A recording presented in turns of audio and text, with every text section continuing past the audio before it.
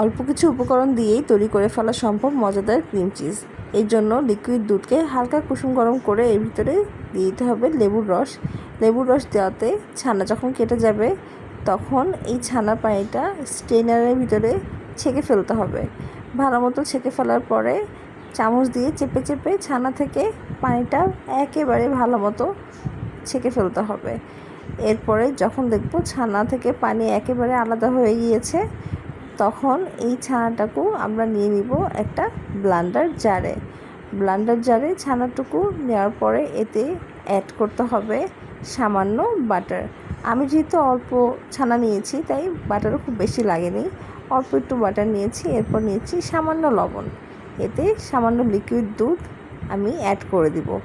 এখন একটা smooth texture তৈরি করতে হবে ব্লেন্ডারে ব্লেন্ড করে। যখন দেখবো একটা স্মুথ টেক্সচার চলে আসছে তখন বুঝতে হবে আমাদের ক্রিম চিজটি রেডি হয়ে গিয়েছে। এই তো তৈরি হয়ে গিয়েছে মজাদার ক্রিম চিজ।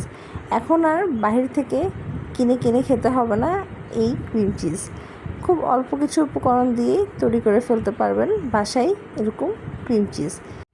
বাসায় অবশ্যই এই রেসিপিটি ট্রাই করে দেখবেন আর অবশ্যই আমাকে কমেন্টে জানাবেন আমার রেসিপিটি কেমন লেগেছে। তো সবাই ভালো থাকবেন। আল্লাহ হাফিজ সবাইকে।